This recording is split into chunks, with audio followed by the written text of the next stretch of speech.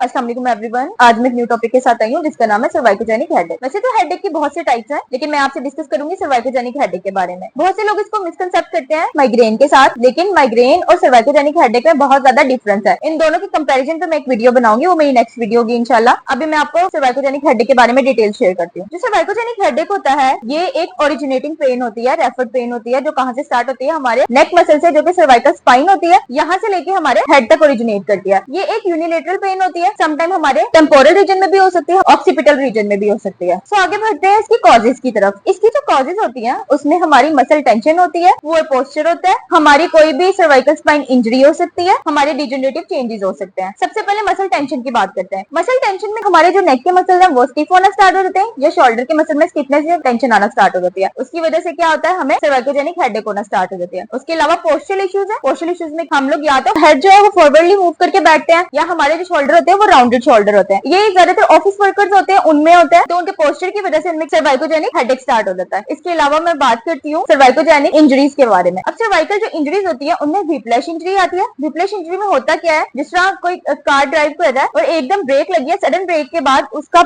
Head जो है पहले फॉरवर्ड मूव किया, फिर फौरन से बैकवर्ड मूव किया, ये काउंटर क्रॉस हमारे पास एक्टिविटी हो गई। तो इसमें क्या होता है, हमारे पास व्हिप्लैश इंजरी हो जाती है। इसकी वजह से भी सर्वाइकोजेनिक हेडेक स्टार्ट हो जाती है। अब आगे बढ़ते हैं डिजेनरेटिव कॉजेज की तरफ। जो डिजेनरेटिव कॉजेज होते हैं उनमें होता क्या है, बहुत से पीपल होते हैं जिनमें ऑस्टियोआर्थराइटिक चेंजेस आना स्टार्ट हो जाते हैं, जिनकी वजह से उसकी डिस्क में या सर्वाइकल स्पाइन जो होती है उसमें डिजेनरेशन आना स्टार्ट हो जाती है। उसकी वजह से भी क्या होता है, सर्वाइकोजेनिक हेडेक स्टार्ट हो जाती है। अब हम बढ़ते हैं इसके सिम्टम्स की तरफ। इसके सिम्टम में सबसे पहले हमारे पास ये एक रेफर्ड पेन होती है, जो कि हमारे नेक मसल से स्टार्ट हो जाती है, शोल्डर की तरफ भी जाती है, हेड की तरफ भी जाती है, हमारे कान की तरफ भी जाती है, ईयर की तरफ, और हमारी आईज में भी आ जाती है। इसके अलावा बात करते हैं, ये पेन जो होती है हमारी, ये यूनिलेटरल साइड पे होती है। यूनिलेटरल साइड पे हमारे ऑक्सीपिटल और टेम्पोरल दोनों रीजन में हो सकती है। बहुत इंपॉर्टेंट चीज इसमें एक ये भी है कि इसमें लिमिटेड रेंज ऑफ मोशन आना स्टार्ट हो जाती है। लिमिटेड रेंज ऑफ मोशन से क्या मुराद है, हमारे जो नेक के मसल होते हैं इनमें इतनी स्टिफनेस आ जाती है कि हमारी जो रेंज होती है ये रेंज कम कवर करते हैं। बिल्कुल अगर हमारी नॉर्मली नेक की मूवमेंट यहाँ तक हो रही है, तो अगर हमें सर्वाइकोजेनिक हेडेक होगी तो स्टिफनेस होना स्टार्ट हो जाएगी और वो सिर्फ इतनी मूवमेंट होगी। तो इससे पता चलेगा कि जो उनकी रेंज ऑफ मोशन है वो लिमिटेड हो गई है। मैंने पहले भी डिस्कस किया, जो सर्वाइकोजेनिक हेडेक होती है इसमें टेंडरनेस आ जाती है। मतलब हमारे क्या होगा, नेक और शोल्डर के लिए टेंडर पॉइंट्स बनना शुरू हो जाते हैं। जिस तरह टिगर पॉइंट्स होते हैं उस तरह के टेंडर पॉइंट्स होते हैं, तो वो स्टिफनेस की वजह से बनते हैं। अब बात करूंगी इसके डायग्नोसिस के बारे में कि सर्वाइकोजेनिक हेडेक को हम डायग्नोज कैसे कर सकते हैं। इसके डायग्नोसिस में सबसे पहले हमें रेंज ऑफ मोशंस देखनी है, उसके बाद अपनी टेस्टिंग करनी है, जिसमें एमआरआई करवाना है, सीटी स्कैन करवाना है और अपने एक्सरेज करवानी है। सर्वाइकोजेनिक हेडेक में हमने मेडिकल हिस्ट्री भी देखनी है पेशेंट की, कि उसके पहले सर्वाइकल कोई प्रॉब्लम तो नहीं थी, उसको कोई डायग्नोज डिजीज तो नहीं थी जिसकी वजह से उसको सर्वाइकोजेनिक हेडेक हो रही है। अब मैं आती हूँ ट्रीटमेंट्स की तरफ। इसके ट्रीटमेंट में सबसे पहले हमने लाइफस्टाइल मॉडिफिकेशन करनी है। लाइफस्टाइल मॉडिफिकेशन में हमने क्या करना है, पोस्चर इश्यूज हो रहे हैं तो हमने पोस्चरल इश्यूज अपने खत्म करने हैं, अपने पोस्चर को मेंटेन करना है, बैलेंस करना है। पेन मैनेजमेंट के लिए कुछ मसल रिलैक्सेंट लेनी है, यहाँ पे हॉट पैक लगाएंगे जिसकी वजह से क्या होगा, मसल रिलैक्स हो जाएंगे। टेंस अप्लाई करेंगे, पेन मैनेजमेंट होगी। क्रायोप्रैक्टिक टेक्निक्स करेंगे, इसकी मोबिलाइजेशन कर देंगे।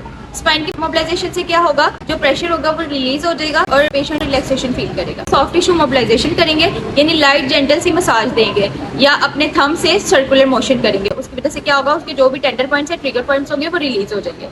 सो उम्मीद है आपको मेरी वीडियो पसंद आई होगी। मिलते हैं अगली वीडियो के साथ, तब तक के लिए अल्लाह हाफिज। अपना बहुत सारा ख्याल रखिएगा। Thank you so much.